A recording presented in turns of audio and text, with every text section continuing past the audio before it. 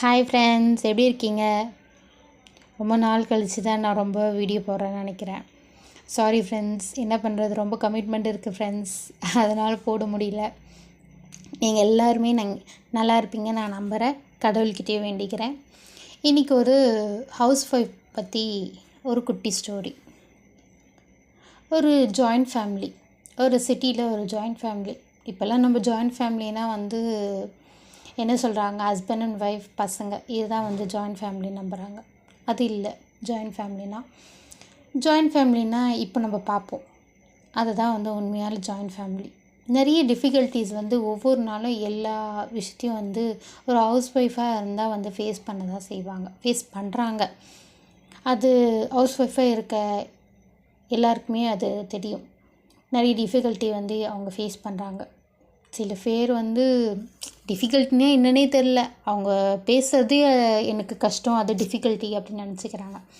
அப்படி இல்லை, இவங்க அவங்களோட லைஃப்பை எப்படி எடுத்துகிட்டு போகிறாங்க அப்படின்ட்டு நம்ம பார்ப்போம். ஃபஸ்ட்டு அந்த ஃபேமிலியில் கல்யாணத்துக்கு முன்னாடி மாப்பிள்ளை வீட்டு பக்கம் நம்ம போய் பார்த்துட்டு வந்துடலாம். பையன் வீட்டு சைடில் அப்பா, அம்மா, 2 பசங்க. அவங்களுக்கு 2மே பையன்தான். ஒரு பையன் நல்ல கம்பெனியில் நல்ல பேக்கேஜோடு வேலை செய்கிறான். சின்ன பையன் இப்போ தான் படித்து முடிக்க போகிறான், ஒன்றும் வேலைக்கு போக ஆரம்பிக்கலை. இந்த இயர் முடித்தானா நெக்ஸ்ட் இயர்லேருந்து வேலைக்கு போகும், அது போல் இருக்காங்க. பெரிய பையன்தான் எல்லாத்தையும் பார்த்து பொறுப்பாக செஞ்சிட்ருக்காரு. வீட்டில் செலவுகள்லாம் பார்த்துக்கிறது. பெரிய பையனுக்காக பொண்ணு தேடிட்டுருக்காங்க அப்பாவும் அம்மாவும். மேட்ரிமோனியில் சொந்தக்கார இதில் சொல்லி வச்சுருக்காங்க. அதனால் இப்போ பெரிய பையனுக்காக தீவிரமாக பொண்ணு பார்த்துட்ருக்காங்க. பொண்ணு பார்த்துட்ருக்கும் போது சொந்தத்தில் ஒரு பொண்ணு கிடைக்கிது. அது சொந்தத்தில் தான், பட் கொஞ்சம் அவங்களோட வசதிக்கு கொஞ்சம் கம்மி. அப்படிப்பட்ட பொண்ணு கிடைக்கிது. ஆனால் பரவாயில்ல, பொண்ணு நல்லா படிச்சிருக்கு, நம்ம குடும்பத்தை நல்லா பார்த்துக்கும், ரொம்ப பொறுப்பான பொண்ணுன்ட்டு தெரிஞ்சனால பையனுக்கு பார்க்கலான்னு சொல்லிட்டு பரபரப்பாக பையனும் பையனோட தம்பியும் அப்பா அம்மா எல்லோரும் ரெடி ஆகிட்டுருக்காங்க பொண்ணு பார்க்கறதுக்கு போகிறதுக்காக. பொண்ணு வீடு போய் பார்த்துட்டு வந்துடலாமா? பொண்ணு வீட்டில் இப்போ பார்க்க போகிற பொண்ணு அப்பா, அம்மா, 3 பேர், 3 பசங்க, 3மே பொண்ணு தான். 2 பொண்ணுக்கு கல்யாணம் பண்ணி வச்சுட்டாங்க. அவங்க வசதிக்கு ஏற்ற மாதிரி பையன் கல்யாணம் பண்ணி வச்சுட்டாங்க. இந்த பொண்ணை மட்டும்தான், கடைசி பொண்ணை மட்டும்தான் படிக்க வச்சுருக்காங்க. நான் படிக்கணும் அப்படின்னு சொன்னதுனால படிக்க வச்சுருக்காங்க. நல்லா படிச்சிருக்கா அந்த பொண்ணு. வேலைக்கு போகணுன்னு ஆசை. இன்டர்வியூ அட்டென்ட் பண்ணியிருக்கா. ஆனால் இன்னும் இன்டர்வியூ அட்டென்ட் பண்ணிவிட்டு பாஸ் தான். ஆனால் இன்னும் லெட்டர் வரல, அப்பாயின்மெண்ட் லெட்டர். அதனால் அந்த பொண்ணு வெயிட் பண்ணிட்டு இருந்துச்சு. அதுக்குள்ளே பையன் செட் ஆனதுனால பையன் பார்க்க வர சொல்லியிருக்காங்கன்ட்டு ரெடி ஆகிட்டுருக்கா. ஒரு வெக்கத்தோட, ஒரு ஆசையோட, ஒரு ஏக்கத்தோட, ஒரு பெண்ணோட ஒரு சில எதிர்பார்ப்போடு வெயிட் பண்ணிகிட்ருக்கா. இதுதான் பொண்ணு வீட்டு பக்கம். மாப்பிள்ளையும் பொண்ணும் பொண்ணு வீட்டுக்கு மாப்பிள்ளை வராரு. உட்காந்துட்டு எல்லாரும் பேசிகிட்ருக்காங்க. அம்மா பையனோட அம்மா பேசிகிட்ருக்காங்க எல்லாருக்கிட்டேயும். அவங்கவுங்க பேசிகிட்ருக்காங்க. பையன் பொண்ணு வருமா அப்படின்னு சொல்லிட்டு அப்படி இப்படி பார்த்துட்ருக்கான். தம்பி அண்ணனை கலாய்ச்சிட்ருக்கான். என்னன்னா, அண்ணியை பார்க்க ரொம்ப ஆர்வமாக இருக்க போல, ஏன்டா நீ வேற, பொண்ணு கூட காட்டாமல் இவங்க பாட்டுன்னு உட்காந்து பேசினுங்கிறாங்க, ஒரு தண்ணி கூட கொடுக்கலடா ஒன்றும் அப்படின்னு சொல்லிட்டு அவன் சொல்லி 2 பேர் பேசிகிட்ருக்காங்க. அதெல்லாம் சைடு மிரரில் சைடு ஜன்னலில் நின்று பொண்ணு பார்த்துட்ருக்கு. பொண்ணு பையனை பார்த்து வைக்கப்பட்டு சதிச்சு பார்த்துட்ருக்கா. பார்த்துட்டு அதுக்கப்புறம் டீ, காஃபி, பலகாரம் எல்லோரும் கொடுத்தோன்னே பையனும் பொண்ணும் பார்க்க வச்சுட்டு பேசுகிறீங்களான்னு கேட்கும்போது வேணாம் அப்படின்னு பொண்ணு சொல்ல, பையன் ஓகே சொல்ல இன்னும் ஒரே கலாட்டாவாக போச்சு. என்னண்ணா இப்படி மானத்தை வாங்கிட்ட? டேய் ஏன்டா நீயுமாடா? சரி சரி இருண்ணா பேசலாம் அண்ணிக்கிட்ட அப்படின்னு சொல்லிட்டு 2 பேரும் எழுந்து போகிறாங்க. அவங்க ஃபஸ்ட்டு பேசுகிறதே, என்ன உங்களுக்கு பிடிச்சிருக்கா அப்படின்னு கேட்குறாங்க பையன். அப்படின்னு சொல்லிட்டு கீழே குனிஞ்சிட்டு தலையாட்டுறாங்க. அப்படியே மச்சினர் கலைக்க ஆரம்பிச்சிட்டாரு. மச்சினர்னே சொல்ல ஆரம்பிச்சிட்டாங்க அவங்க. என்ன தம்பி இப்படி சொல்கிறீங்க, இப்படி கலாய்க்கிறீங்க அப்படின்னு சொல்லிட்டு ஜாலியாக அவங்க 3 பேர் பேசிகிட்ருக்காங்க. அப்புறம் வர சொல்லிவிட்டு எல்லாத்தையும் தேதியெல்லாம் முடிவு பண்ணி நிச்சயதார்த்தத்துக்கெலாம் முடிவு பண்ணிட்டாங்க. என்னடா இது இவ்வளோ சீக்கிரமாகவே முடிவு பண்ணிட்டாங்க, நல்லதாவிடு அப்படின்னு சொல்லிட்டு மாப்பிள்ளை நினைக்க, அதுக்கப்புறம் நிச்சயதார்த்தம் ஆகுது. பொண்ணும் பையனும் பேசிக்கிறாங்க. அவங்கவுங்க சின்ன சின்ன ஆசைகள் சொல்கிறாங்க. இங்கே பாருங்கள், நான் வேலைக்கு போகணும், நான் சம்பாதிக்கணும், நான் வீட்டு வேலையும் பார்த்துப்போம், ஒன்றும் பிரச்சனை இல்லை அப்படின்னு சொல்லிட்டு பொண்ணு சொல்லிகிட்ருக்கு. பையனும் சரி அதெல்லாம் ஒன்றும் பிரச்சனை இல்லை, ஆனால் என்ன எங்கள் அம்மா அப்பா கொஞ்சம் வயசாகிடுச்சு, அவங்கள பார்த்துக்கும் நல்லபடியாக. என் தம்பியும் படித்து முடிக்க போகிறான், வேலைக்கு போகிறான், அவனும் 1 வருஷம் 2 வருஷம் ஆகிட்டோன்னே அவனுக்கும் கல்யாணம் பண்ணோம், அவனுக்கு கமிட்மெண்ட் ஆகிடும், நம்ம போகலாம் செய்யலாம் அப்படின்னு சொல்லிட்டு அவங்க ஃபேமிலி விஷயத்தெல்லாம் டிஸ்கஸ் பண்ணி பேசிகிட்ருக்காங்க 2 பேரும் பர்சனலாக. ஜாலியாக போகுது அவங்களோட லைஃப். போய் கல்யாண தேதியும் வந்துச்சு. அந்த பொண்ணு அவ்வளோ ஆசைகளும் கனவுகளும் வச்சு அந்த மேடையில் உட்காந்து அவன்கிட்ட, தன் கணவனாக வரப்போகிறவன்கிட்ட தலை குனிஞ்சு அவனோட தாலியை வாங்கிக்கிறான். இதுக்கப்புறம் அவங்க வீட்டில் இருக்க எல்லாருமே என்னோட சொந்தங்கள், என்னோட பந்தங்கள் அப்படின்னு சொல்லிட்டு உறுதிமொழி எடுத்து ரொம்ப ஹாப்பியாக ஒரு எதிர்பார்ப்போடு கல்யாணம் பண்ணிட்டு போகிறான். ஆனால் எல்லா பெண்களோட ஆசையும் கனவுகளும் நிறைவேறதில்லை. அதே போல் தான் அவளுக்கும். அவள் மறுவீடெல்லாம் முடிச்சுட்டு ஹனிமூன்லாம் முடிச்சுட்டு அவங்களோட லைஃப் நார்மல் லைஃப் லீட் பண்ண ஆரம்பிக்கிறாங்க. அவளோட வேலைக்கு அப்பாயின்மெண்ட்டும் கிடச்சிடுச்சு. ஆனால் மாமியார் திடீர்னு உடம்பு முடியாமல் போயிடுச்சு. அதனால் தன்னோட ஆசையும் கனவையும் விட்டு கொடுக்குறான். நான் வேலைக்கு போகலங்க, அத்தைக்கு உடம்பு முடியல, நானும் வேலைக்கு போயிட்டேன்னா பார்க்க முடியுமான்னு தெரியல, அவங்களுக்கும் வயசாகுது, பரவாயில்லைங்க, என் ஆசை கனவு அதை சின்ன விஷயம் தானேங்க, பரவாயில்லைங்க அப்படின்னு விட்டு கொடுக்குறான். அதை பார்த்த கணவன் தட்டி கொடுத்து, ஒன்றும் பிரச்சனை இல்லை, கொஞ்ச நாள் ஆளாகட்டும், பாப்பா பிறக்கட்டும், பாப்பா பிறந்துட்ட அப்புறம் நம்ம வேலைக்கு போனி அப்படின்னு சொல்லிட்டு அவளை தட்டி கொடுத்து இது பண்ணுறாங்க. காலையில் எழுந்து தண்ணி தெளித்து கோலம் போட்டு வீட்டெல்லாம் சுத்தப்படுத்திட்டு எல்லாருக்கும் மாமியார் மாமனாருக்கு காஃபி கொடுத்துட்டு, மச்சினருக்கு பூஸ்ட் கொடுத்துட்டு, வீட்டுக்காருக்கு சத்துமாவு உட்காந்து கொடுத்துட்டுன்னு சொல்லிட்டு ஒவ்வொரு நாளும் காலையில் எழுந்து இதை தான் பண்ணிகிட்ருக்கா. அவளுக்குன்னு ஒரு காஃபி போட்டாலும் ஒரு 5 மினிட்ஸ் கூட நிற்க முடியாமல் மச்சினருக்கு சாப்பாடு கட்டி கொடுக்குறதும், வீட்டுக்காருக்கு சாப்பாடு கட்டி கொடுக்குறதும், மாமனார் மாமியாருக்கு டைமுக்கு சாப்பிட்ணும், மாத்திரை போடணும்னு சொல்லிட்டு அவங்களுக்கு சமைக்கிறதுன்னு சொல்லிட்டு காலையில் எழுந்தோடனே அந்த கிச்சனையும் ஒரு கலவரை பண்ணுறது தனியாக பண்ணிவிட்டு எல்லாருக்கும் அவங்கவுங்களுக்கு கொடுத்துட்டு காலையில் 12 மணி மிட் நைட் மாதிரி மிட் மார்னிங்கில் 12 மணிக்கு சாப்பிட்றா டிஃபனை. அதை சாப்பிட்டு முடிச்சுட்டு திருப்பியும் வீட்டெல்லாம் க்ளீன் பண்ணி சுத்தப்படுத்தி இல்லை மாமனார் மாமியாருக்கு 1:30 மணிக்கு சாப்பாடு கொடுத்து மாத்திரை கொடுத்து அவங்கள ரெஸ்ட்டு கொடுத்துட்டு திருப்பியும் ஏதாச்சும் புக்கு வச்சுட்டு உட்காந்துட்டு படிச்சுட்ருக்கா. அவளுக்கு கிடைக்கிறதே அந்த புக்கு வச்சு படிக்கிற ஒரு 2 மணி நேரம் தான். அதுக்கப்புறம் திருப்பியும் 4:30 5 o'clock கிட்ட மச்சினர் மத்தியானம் வந்துடுவார் 3 மணிக்கு.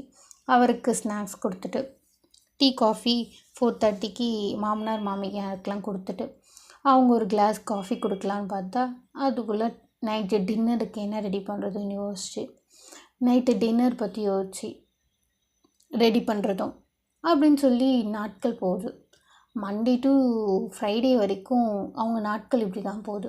சாட்டர்டே கொஞ்சம் லேட்டாக இல்லைலான்னு பார்த்தா மாமியார் மாமனாருக்கு டைமுக்கு கொடுக்கணும்னு சொல்லிட்டு சனிக்கிழமை ஞாயிற்றுக்கிழமை கூட டைமுக்கு எப்படி செய்யணுமோ செஞ்சு காலைல 9 மணிக்கு டிஃபனு, 12 மணிக்கு ஜூஸு, 1:30 மணிக்கு சாப்பாடு, 4:30 மணிக்கு ஸ்நாக்ஸு, 7:30 மணிக்கு டின்னரு அப்படின்னு சொல்லிட்டு அவங்க நாட்கள் வந்து இப்படியே போயிட்டுருக்கு.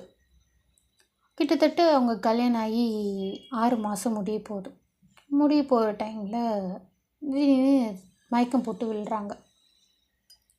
விழுந்தபோது அவங்க மாமியார் மாமனார் ஃபோன் பண்ணி அவங்க வீட்டுக்காருக்கு சொல்லி வர வைக்க சொல்கிறாங்க.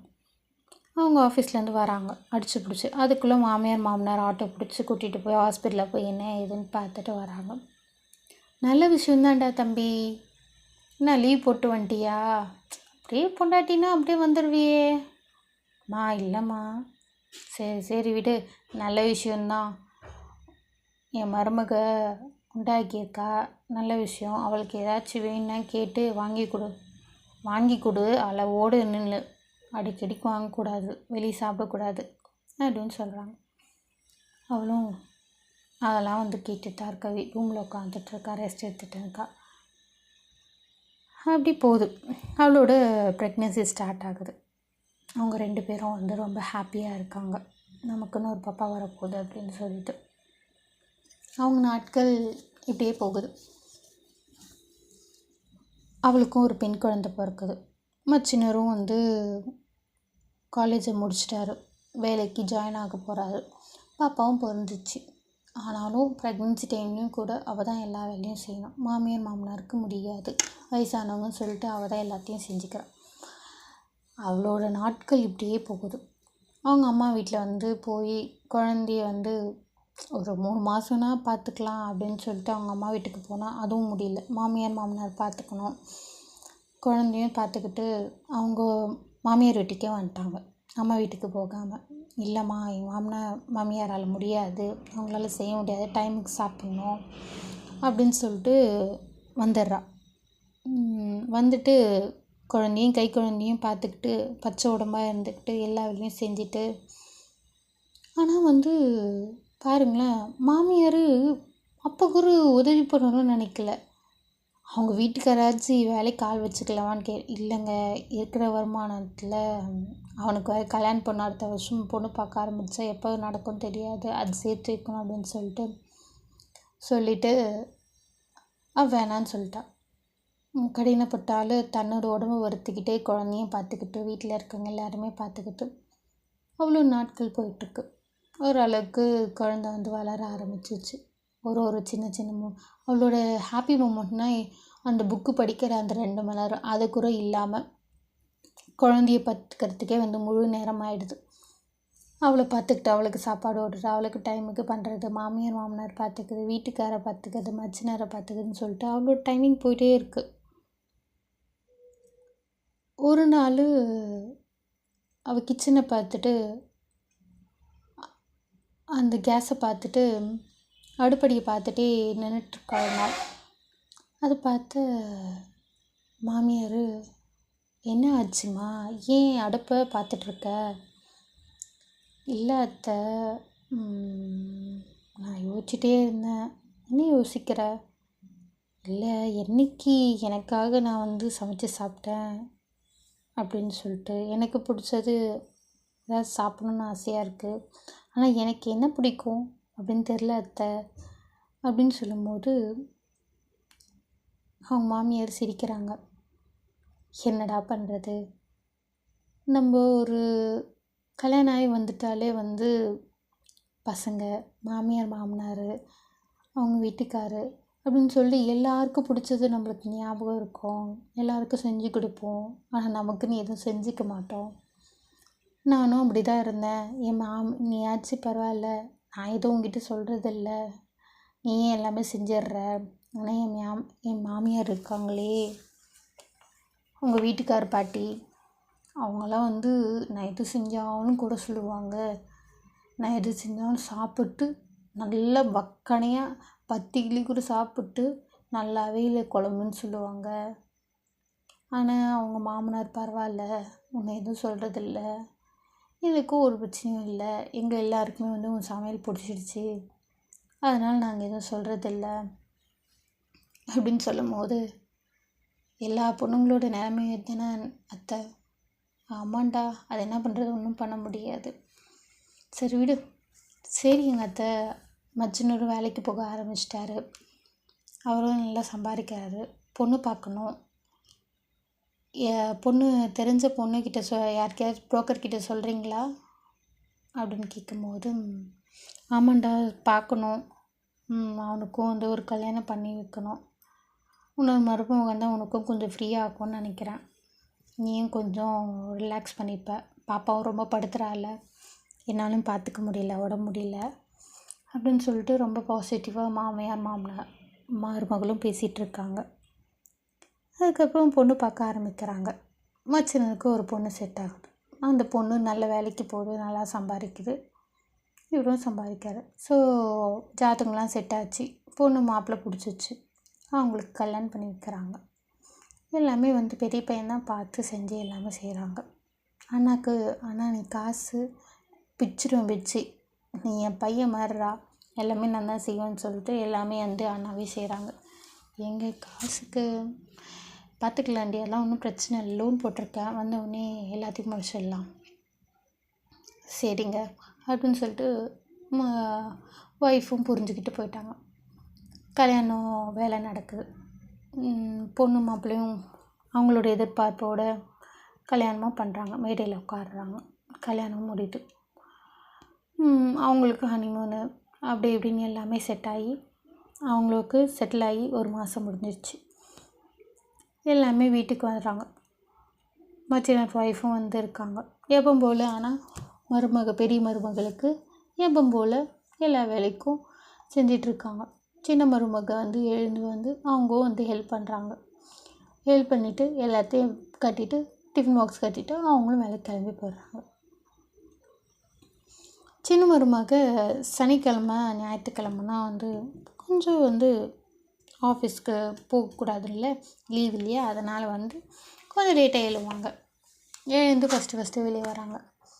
வெளியே வரும்போது, எங்கக்கா டிஃபன் ரெடியாக இருக்கா, நீங்கள் என்னை எழுப்பவே இல்லை, ஏன் எழுப்பலை, என்ன எழுப்புனா நானும் வந்திருப்பேன்ல, நீ மண்டே டு ஃப்ரைடே வரைக்கும் நல்லா வேலை செய்கிறீங்க, கொஞ்சம் நேரம் ரெஸ்ட் எடுப்பீங்களா சனி ஞாயிறுனா, அப்போ உங்களுக்குக்கா அதெல்லாம் பழகிடுச்சுடா, அதெல்லாம் போய் என்ன அப்படின்னு சொல்லிட்டு இது பண்ணேன்.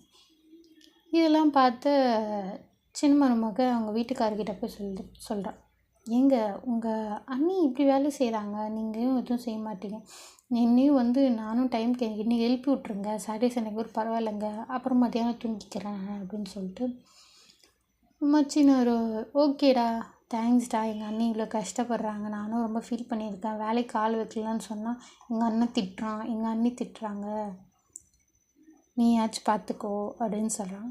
சரிங்க நான் பார்த்துக்கிறேன் அப்படின்னு சொல்லிட்டு அந்த பொண்ணு முடிஞ்ச அளவுக்கு அவங்க அக்காவாக பார்க்குறான். ஸோ அவங்க அக்கா மாதிரி பார்த்தனால எல்லாமே வந்து கூட மாட எல்லாமே செய்கிறாங்க. லைஃப் வந்து இப்படியே தான் போகுது. லைஃப் இப்படியே தான் போகும், சொல்ல போனால் எண்டே கிடையாது இதுக்கெலாம். எனக்கு ஐஸ் ஒரு ஹவுஸ் ஒய்ஃப்னு வச்சுக்கோங்களேன், காலிலேருந்து திங்கக்கிழமைலேருந்து ஞாயிற்றுக்கிழமை வரைக்கும் ஓயாமல் அவங்களுக்கு வேலை இருந்துகிட்டே தான் இருக்குது. பசங்க பிறந்துட்டாங்கன்னா போதாத டைமு, நாட்கள் போகிறதே தெரியாது, இப்படி தான் போகுது. ஆனால் மாமனார் மாமியார் வந்து நமக்கு அமைஞ்சிட்டா போதும் நல்ல விதமாக. அதுவும் இல்லாமல் மச்சினர் இருந்தாங்கன்னா, அவங்க ஒய்ஃப் நமக்கு செட் ஆகிட்டாங்கன்னா பெரிய ஹாப்பினஸ் வேறு எதுவுமே இருக்க போகிறதில்ல. ஒரு ஹவுஸ் ஒய்ஃபாக இருக்க ரொம்ப ரொம்ப கஷ்டம். சில நேரத்தில் வந்து நீ என்ன பண்ணிட்ட, நீ என்ன செஞ்சிட்ட அப்படின்னு கேட்குற எத்தனையோ கணவர்மார்கள் பார்க்குறேன். நீ வீட்டில் தானே இருக்க, எல்லா வேலையும் செஞ்சுட்டு நீ ரெஸ்ட் எடுக்க போகிற, நான் அப்படியா, காலையிலேருந்து உழைக்கிறேன், நைட்டு வந்து கொஞ்ச நேரம் தான் ரெஸ்ட் எடுக்கிறேன், சனி ஞாயிறு லீவ் வந்தோடனே நான் இந்த நாள் மட்டும்தானே இருக்கேன், கொஞ்சம் ரெஸ்ட் எடுக்க விட, ஏன் எதாவது செய்கிற அப்படின்னு நச்சடிக்கிற அப்படின்னு சொல்லிட்டு எரிச்சலாக கணவரும் இருக்காங்க. எத்தனையோ பேர் வந்து இது ரொம்ப ஃபீல் பண்ணுறாங்க கைஸ், ரொம்ப கஷ்டப்படுறாங்க. நான் நிறைய பெண்கள் வந்து எனக்கு நிறைய ஃப்ரெண்ட்ஸ் இருக்காங்க, ஸோ அவங்களாம் வந்து சொல்லி நான் கேள்விப்பட்டிருக்கேன். எல்லா கணவரும் வந்து மனைவியை வந்து எந்த சூழ்நிலையும் அப்படி சொல்லவே கூடாதுன்னு நான் நினைக்கிறேன் கைஸ். ஏன்னா அவங்களுக்கும் கஷ்டம் நஷ்டம் இருக்கும், அவங்களுக்கும் உடம்படி இருக்கும், அவங்களும் தினமும் வேலை செய்கிறாங்க. ஒரு அரை மணி நேரம் இருக்கிறோம், 1 மணி நேரம் இருக்கிறோம், அவங்களுக்குன்னு டைம் ஸ்பெண்ட் பண்ணுறதில்ல, பிடிச்சது சாப்பிட்றதில்ல, வெளியே போகிறதில்ல, பசங்களுக்காக வீட்டுக்காருக்காக அப்பா அம்மா, மாமியார் மாமனார் அப்பா அம்மாவை பார்க்குற அவங்களுக்காக எல்லாரையுமே பார்த்துக்கிறாங்களே தவிர அவங்களுக்குன்னு டைம் கொடுக்குறதே இல்லை ஃப்ரெண்ட்ஸ் யாருமே.